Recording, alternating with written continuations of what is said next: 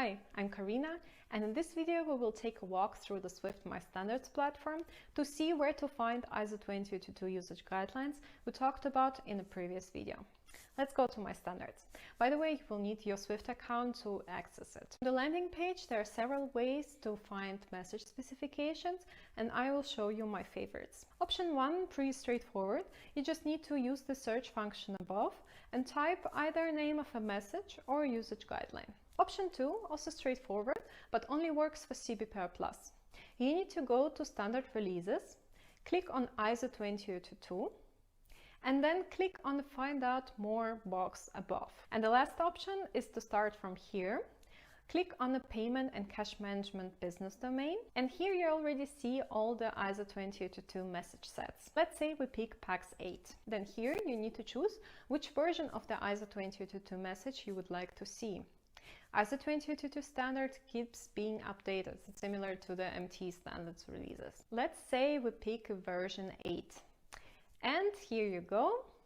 You can see all the usage guidelines that specify this particular message and its version. And what you see here under the Content tab is what we call a base ISO standard that will be further defined and what the usage guideline will build on.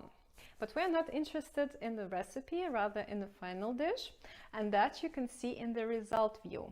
Great, let's take a look here. And by the way, while I'm showing you these messages on My Standards, there are also other options to see them in another formats. For that, you just need to click the Export button here and choose whether you want to see it as a PDF, Excel or XML schema. All right, here you see messages with all its fields or elements and sub-elements. To see every single element, you just need to click on the arrow here and show and hide the element as you prefer. In this video, we will not go through all the elements. There are more than 1,000 of them, by the way.